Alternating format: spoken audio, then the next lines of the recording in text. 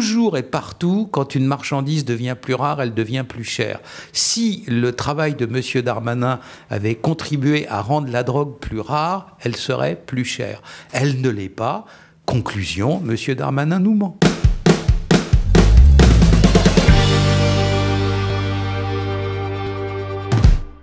On est le 3 janvier 2022, une nuit du réveillon qui a priori été calme puisqu'on a peu vu d'excès dans les différents médias.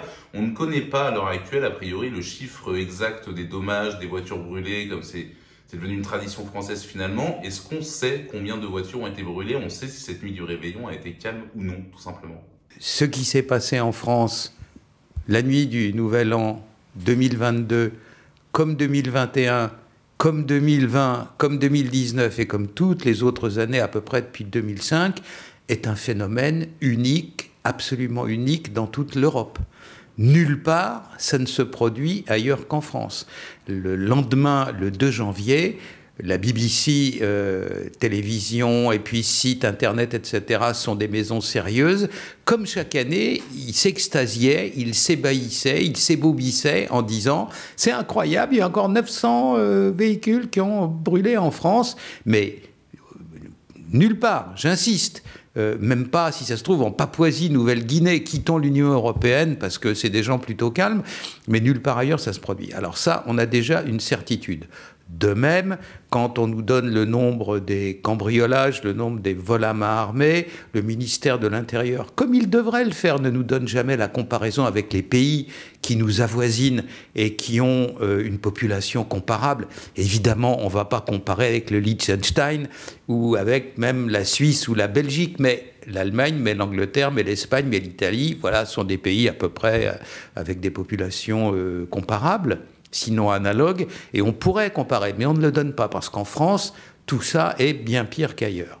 Premier point, ce qui s'est passé au Nouvel An, comme toutes les années précédentes, c'est inouï en Europe. Deuxième point, combien de voitures ont-elles brûlé ? On ne le sait pas et on ne le saura jamais tant qu'un ministre de l'Intérieur honnête et compétent remplacera celui qu'on a à l'heure actuelle et exigera de ses services qui sortent les archives. Alors, vous comprenez que je suis ça de très près, ville par ville. Et c'est un tripatouillage absolument infect entre les statistiques de la zone police, les statistiques de la zone gendarmerie, car maintenant, l'urbanisation fait que, dans le temps, la police c'était les villes et la gendarmerie c'était les campagnes, mais il y a plein de zones périurbaines peuplées par les racailles habituelles qui sont passées sous zone gendarmerie. Donc là aussi, les voitures brûlent, car vous n'allez pas me croire, mais les deux phénomènes sont liés. C'est-à-dire jeunes de banlieue et voitures brûlées, c'est à peu près deux noms différents pour le même phénomène. Et donc là, on ne sait pas. Dans les petits villages de Lyon, du Gers et de la Creuse. Non. C'est la périphérie des villes et le centre-ville où on autorise les jeunes gens en question, car il y a peu de jeunes filles, à faire leurs exactions. C'est donc déjà ça, non mais déjà ça c'est intéressant, c'est donc pas la pauvreté forcément qui fait brûler des voitures, quoi.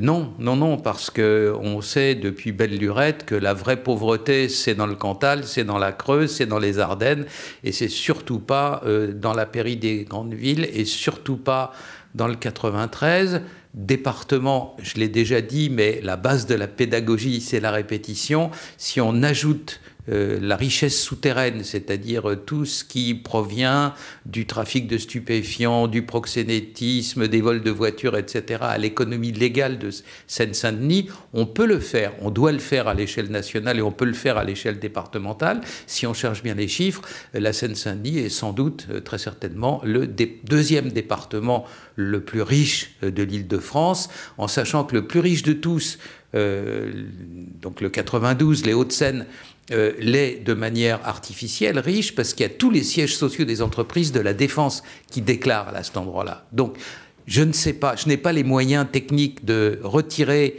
ce qui provient de la défense du produit intérieur des Hauts-de-Seine, mais si on le fait, je ne suis pas sûr qu'il y ait une grande différence entre la Seine-Saint-Denis et les Hauts-de-Seine, en ce qui concerne la richesse réelle du département. Bref, ça n'a rien à voir avec la misère, bien entendu, ça a à voir avec l'anarchie, ça a à voir avec la volonté de s'imposer sur un territoire et de montrer qui y règne et qui le domine, en chassant les policiers à coups de mortier d'artifice, en faisant brûler les voitures ou quoi que ce soit d'autre. Alors ça, c'est le premier point. Deuxièmement, vous avez une seconde façon de tripatouiller les comptes.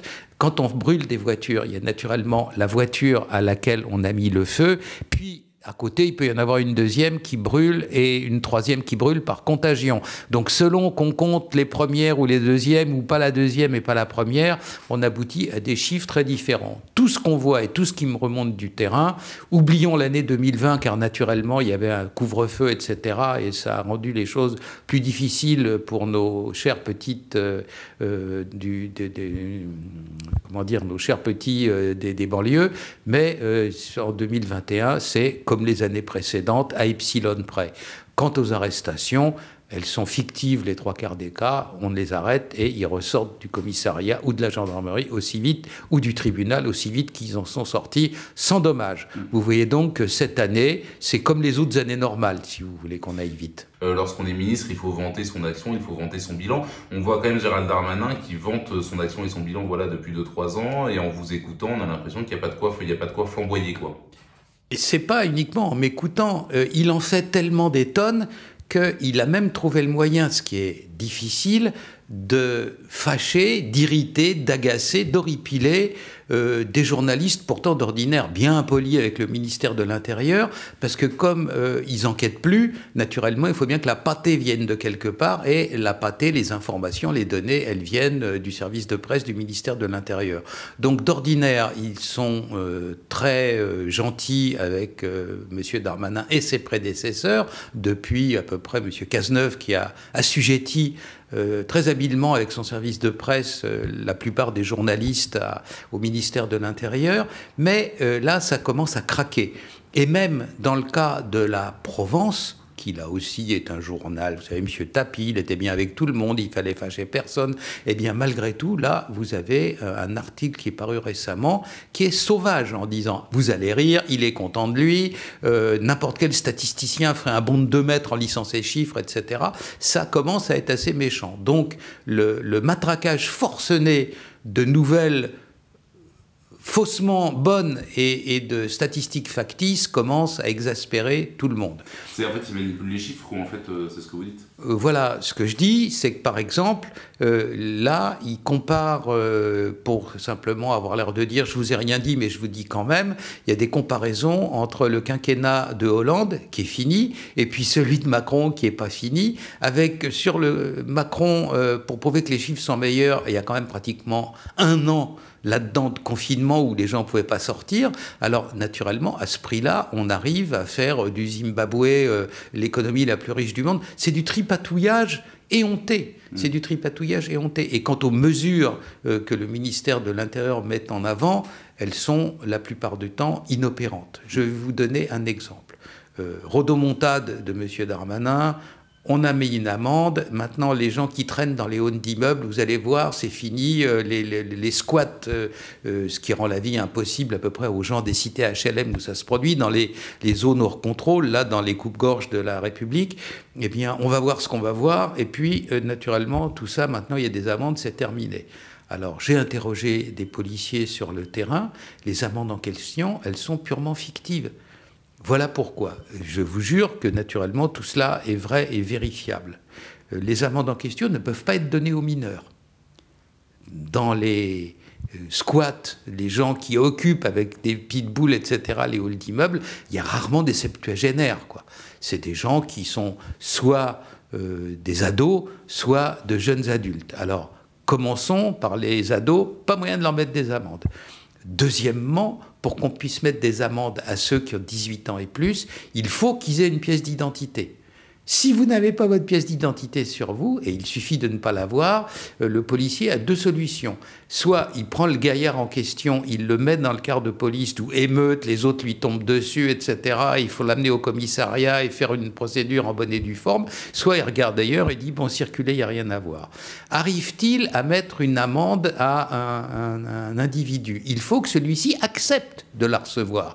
Il faut qu'il accepte. S'il dit non, c'est pas vrai, j'ai rien fait, retour à la case départ, il ne se passe rien, il part les mains dans les poches. Et en fin de compte, et c'est là le gag suprême, naturellement, de telles opérations, à supposer qu'elles marchent, elles doivent être répétitives. C'est à la 10e amende ou la 12e ou à la 15e que ça commence à faire mal. On ne peut pas en mettre plus qu'une par trimestre, par individu. Autrement, c'est du harcèlement.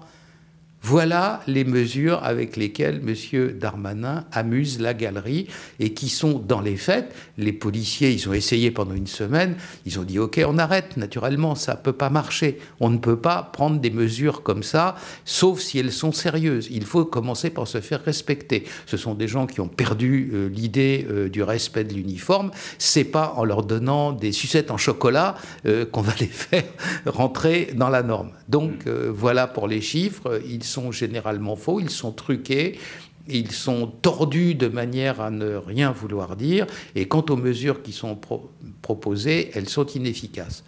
Dernier point, et sans doute le plus important, le trafic de stupéfiants. Il vous dit, on va taper les points de deal, on les pilonne, on les bombarde, il y en avait 3956, chiffre absolument fictif là aussi, parce qu'il y en a sans doute le triple en réalité. Mais bon, prenons le chiffre de 3656.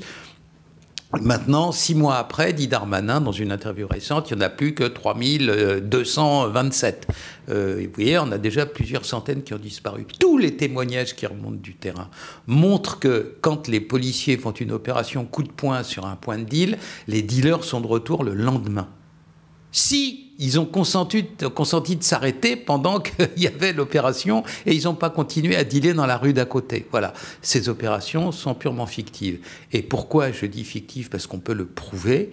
Toutes les marchandises au monde, le livre qui est sur la table, le beefsteak que vous allez acheter à la boucherie, le paquet de cigarettes si vous fumez, toutes les marchandises, leur commerce est régi par la loi de l'offre et de la demande. Si pour une raison ou pour une autre, il y a moins de livres, moins de beefsteak et moins de cigarettes, si vous voulez en avoir quand même, il faudra les payer plus cher. On a vu, s'agissant des stupéfiants, que pendant le confinement, quand les dealers ne pouvaient pas sortir, quand les go-fast ne pouvaient pas arriver d'Espagne parce que les frontières étaient fermées, on a vu le prix de la drogue monter assez considérablement.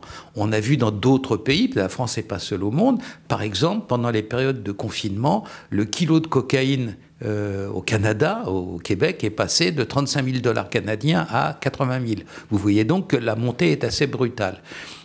Toutes les marchandises, même illicites, hein, s'il y a moins de prostituées dans la rue, elles pourront demander plus cher à leurs clients, etc., etc. Donc, si jamais les opérations anti-stupéfiants, les opérations coup de poing de M. Darmanin fonctionnaient, le prix de la drogue dans la rue devrait monter mécaniquement. Il a monté l'année dernière pendant le confinement. Si jamais il y a quelque chose qui équivaut à un confinement, c'est-à-dire qu'on étouffe les points de deal et que la drogue est plus rare dans les rues, le prix doit monter. Le prix de la drogue ne monte pas, il baisse. Voilà, récemment, le prix de la cocaïne en gros, 1 kilo, vous voulez vous acheter 1 kilo de cocaïne, c'était aux environs de 32 000, 35 000 $ en gros le kilo, c'est descendu jusqu'à presque 25 000. Ça veut dire que les dealers, les narcos, se tapent de ce que fait M. Darmanin. Dans ses mesures coup de poing, il n'a même pas entamé, grignoté, gratouillé la surface, et ça continue joyeusement comme avant. Toujours et partout, quand une marchandise devient plus rare, elle devient plus chère. Si le travail de M. Darmanin avait contribué à rendre la drogue plus rare, elle serait plus chère. Elle ne l'est pas. Conclusion, M. Darmanin nous ment.